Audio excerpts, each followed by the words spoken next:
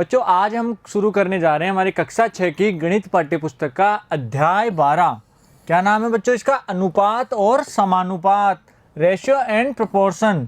ठीक है बच्चों, हम अध्याय 12 शुरू करने वाले हैं। आज हम पढ़ेंगे इसका भाग 1।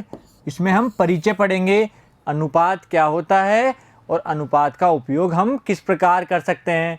ठीक है बच्चों, तो ध्यान से समझना है सभी चीज़ों को। सबसे पहले देखो अनुपात क्या होता है।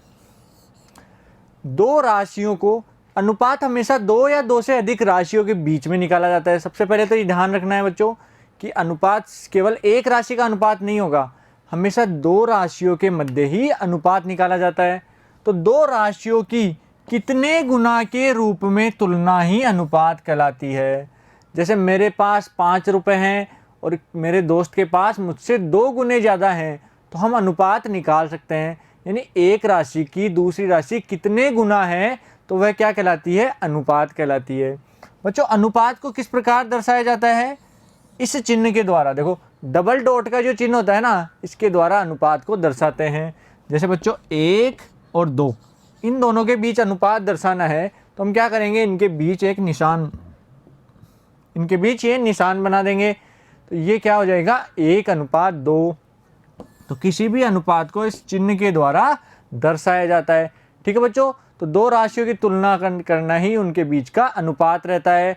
आगे देखो, जैसे एक उदाहरण द्वारा समझो। देखो अनुपात कैसे निकाला जाता है। ईसा का वजन 25 किलोग्राम है। ईसा का वजन कितना है? 25 किलोग्राम। और उसके पिता का वजन 75 किलोग्राम है। ईसा के पिताजी का वजन कितना है? 75 यानी 75 किलोग्राम। तो पिता का वजन पुत्री के वजन का कितना गुना है? हमें क्या बताना है कि पिता का वजन पुत्री के वजन का कितना गुना है। तो इसका कहने का मतलब क्या है बच्चों कि हमें पिता के वजन का और ईसा के वजन का अनुपात निकालना है। तो बच्चों देखो, सबसे पहले वजन का अनुपात किस प्रकार निकालेंगे। हमें पिता का वजन और ईसा का वजन इन दोनों का अनुपात निकालना है।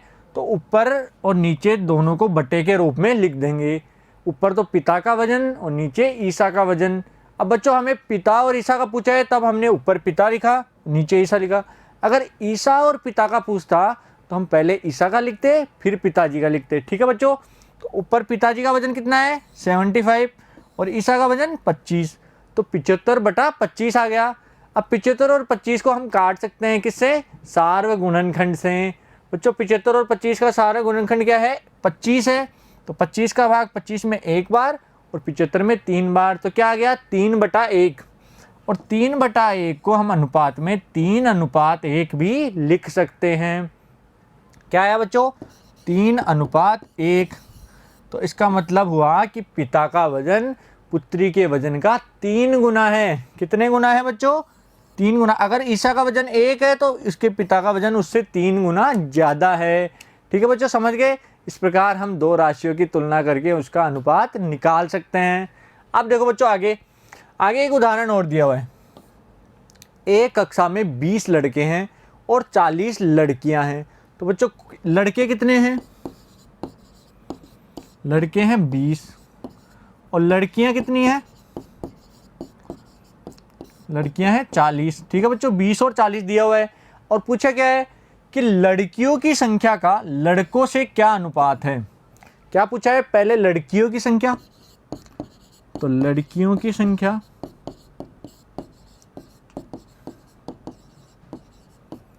अनुपात लड़कों की संख्या, यही पूछा है ना बच्चों।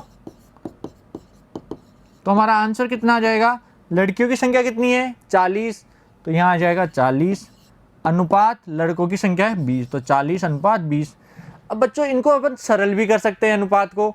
हमारे को 40:20 मिला तो 40 और 20 का सरल रूप क्या होगा? यानी सार्व गुणनखंड का हम भाग लगा देंगे। तो 40 और 20 का सार्व गुणनखंड क्या होता है? 20 होता है। दोनों में 20 का भाग भी जाता है। तो 20 का भाग 40 में 2 बार और 20 में 1 बार। तो 2:1 क्या आ गया? लड़कियों की संख्या और लड़कों की संख्या का अनुपात। बच्चों अगर लड़कियों की और लड़कों की पूछे तो 2:1 और उल्टा पूछ ले तो यानी लड़कों की संख्या अनुपात लड़कियों की संख्या। इस प्रकार पूछेगा तो हमारा आंसर कितना आएगा? इसका उल्टा हो जाएगा यानी 1:2। बच्चों ध्यान रखना अनुपात अनुपातों का विपरीत क्रम समान नहीं रहता है। लड़कियों की और लड़कों की संख्या का आंसर 2:1 है और लड़कों और लड़कियों का 1:2 है। तो 2:1 और 1:2 बराबर नहीं है, ये दोनों अलग अलग अनुपात है। ठीक है बच्चों, समझ गए सभी। अब देखो आगे, दो राशियों की तुलना तभी की जा सकती है जब वे दोनों एक ही इकाई में हो। अब बच्चों अपन दो राशियों की तुलना तो कर रहे हैं, लेकिन उनकी तुलना तभी संभव है जब दोनों राशियों की इकाई समान हो। बच्चों इकाई से क्या मतलब है, जैसे यहाँ क्या लिखा हुआ है 18 सेंटीमीटर, तो यहाँ सेंटीमीटर क्या है, एक इकाई है। 18 की इकाई क्या है, सेंटीमीटर। और यहाँ 8 क्या है, मिलीमीटर। एक तो सेंटीमीटर है और एक मिलीमीटर है, तो 18 सेंटीमीटर का 8 मिलीमीटर से अनुपात निकालना होगा। तो बच्चों वे दोनों एक इकाई में होंगे तभी हम अनुपात निकाल सकते हैं।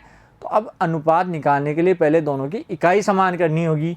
तो एक तो है 18 सेंटीमीटर, तो बच्चों सेंटीमीटर को मिलीमीटर में किस प्रकार बदलते हैं, 1 सेंटीमीटर में 10 मिलीमीटर होते हैं। ध्यान रखना, 1 सेंटीमीटर बराबर 10 मिलीमीटर। अब बच्चों अगर 18 सेंटीमीटर है, 18 को 10 से गुणा करना पड़ेगा, तो 18 गुणा 10 तो कितना आ गया बच्चों, 180 मिलीमीटर। एक तो आ गया 180 मिलीमीटर और दूसरा दे रखा है 8 मिलीमीटर। ठीक है बच्चों, ये एक संख्या है, ये दूसरी संख्या है, इन दोनों का अनुपात निकालना है। अब दोनों मिलीमीटर में है तो अनुपात आसानी से निकाल सकते हैं। तो 180/8। ठीक है बच्चों, 180/8 लिख दिया दोनों को। अब दोनों किससे करते हैं, देखो 4 का पढ़ा 180 में भी जाता है और 8 में भी जाता है, तो दोनों में 4 का भाग देंगे तो 180 में कितनी बार, 45 बार, और 8 में 2 बार, तो 45/2 हमारा आंसर आ गया। इन दोनों का अनुपात क्या हो जाएगा, 45/2। ठीक है बच्चों, समझ में आया सभी को। ये उदाहरण अपनी कॉपी में उतार लो। बच्चों इस प्रकार हम दोनों की इकाई समान करके अनुपात निकाल सकते हैं। अनुपात क्या होता है, एक दूसरे को बटे में रूप में लिखना या भाग रूप में लिखना ही अनुपात कहलाता है। ठीक है बच्चों, अब आगे देखो, अलग अलग स्थितियों के लिए एक जैसा अनुपात हो सकता है। बच्चों अनुपात अलग अलग स्थितियों के लिए एक जैसा अनुपात भी हो सकता है। जैसे बच्चों दो उदाहरण है। पहला उदाहरण क्या है कि एक कमरे की लंबाई 30 मीटर और चौड़ाई 20 मीटर है, तो लंबाई का चौड़ाई से अनुपात ज्ञात करो। लंबाई तो 30 मीटर है और चौड़ाई 20 मीटर है, तो लंबाई और चौड़ाई का अनुपात निकालना है। तो हमने दोनों को बटे रूप में लिख दिया 30/20। तो 30 और 20 का सारे गुणनखंड 10 से दोनों में भाग दिया तो 3/2 आ गया। तो अनुपात कितना आ गया, 3:2। ठीक है बच्चों, पहले का अनुपात कितना आया, 3:2। इसी प्रकार उदाहरण दूसरा देखो, 24 लड़कियां और 16 लड़कों का अनुपात निकालिए। लड़के कितने हैं, 24 तो लड़कियां हैं और 16 लड़के हैं, इन दोनों का अनुपात निकालना है। तो बच्चों दोनों को पहले बटे रूप में लिखा। अब 24 और 16 का सारा गुणनखंड होता है 8। 8 का भाग 24 में भी जाता है और 16 में भी, तो 24 में 3 बार और 16 में 2 बार, तो इसका भी अनुपात आ गया 3:2। तो बच्चों देखो दोनों की स्थितियां अलग अलग थी, पर्सन भी अलग थे, लेकिन दोनों का आंसर कितना आ गया, समान, यानी 3:2। तो दोनों उदाहरणों में अनुपात समान है, तो हम कहेंगे कि अलग अलग स्थितियों के लिए एक जैसा अनुपात भी हो सकता है। ठीक है बच्चों, समझ गए सभी। अब देखो आगे, किसी राशि को अनुपात में बांटना। हम किसी राशि को अनुपात में अलग अलग भागों में किस प्रकार बांट सकते हैं। ठीक है बच्चों, तो ध्यान से समझना है। जैसे बच्चों 500 रुपये को 3:2 में बांटिए। कितनी राशि है हमारे पास, 500 रुपये, और कितने में बांटना है, 3:2 में।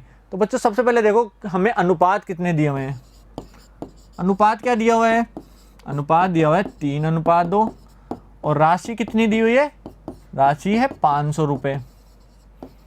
ठीक है बच्चों, इतना लिख दिया, हमें जो दिया हुआ था वो लिख दिया। अब हमें क्या करना है, अनुपातों का योग करना है। क्या करना है बच्चों, अनुपातों का योग। कुल अनुपात कितने हैं, अनुपातों का योग कितना हो जाएगा, 3 + 2 यानी कि 5 आ गया।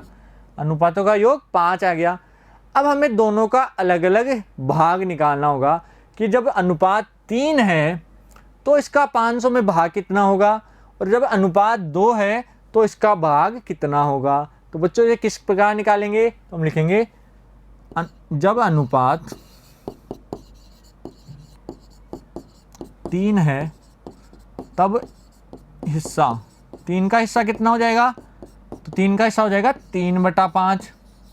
ये केवल हिस्सा है, कितना, 3/5 हिस्सा किसका, पूरे टोटल राशि का। टोटल राशि का 3/5 हिस्सा तो 3 अनुपात वाले के आएगा, और 2 है तब हिस्सा कितना आएगा, तब हिस्सा आ जाएगा 2/5। तो अनुपात बटा अनुपातों का योग, इस प्रकार हम किसी भी राशि का हिस्सा बता सकते हैं। अब 500 रुपये में से कितने कितने रुपए आएंगे दोनों के, तो बच्चों पहला क्या आ जाएगा, 500 गुणा 3/5। इस राशि को हम टोटल राशि 500 से गुणा कर देंगे ना हिस्से को, तो हमें राशि भी पता चल जाएगी। तो 500 गुणा 3/5 कितना होता है, देखो 5 एकम 5, यहाँ आ जाएगा 5 एकम 5 यानी 100। 5 को 500 से काटा तो 100 आ गया, 100 को 3 से गुणा किया तो 300 रुपये। और ऐसे दूसरे का हिस्सा कितना आ जाएगा बच्चों, 500 गुणा 2/5, तो 5 एकम 5 और यहाँ 100 बार, तो 100 दूना 200। तो बच्चों अगर 500 को 3:2 में बांटना हो तो एक राशि तो आती है 300 रुपये और एक राशि आती है 200 रुपये। ठीक है बच्चों, समझ गए सभी, उदाहरण सबके समझ में आ जाना चाहिए बच्चों। तो हम किसी भी राशि को अनुपातों में बांट सकते हैं। तो बच्चों मैंने आपको अनुपातों के रूप में बातें बताई कि अनुपात निकालते समय दोनों की इकाई समान होनी चाहिए, अलग अलग स्थितियों के लिए अलग अलग अनुपात भी आ सकता है, और किसी राशि को हम अनुपातों के रूप में विभाजित भी कर सकते हैं। बच्चों आशा करता हूँ आपको सभी चीज़ें समझ में भी आई होगी। अब बच्चों अगले पार्ट में हम शुरू करेंगे प्रश्नावली 12.1 के उदाहरण।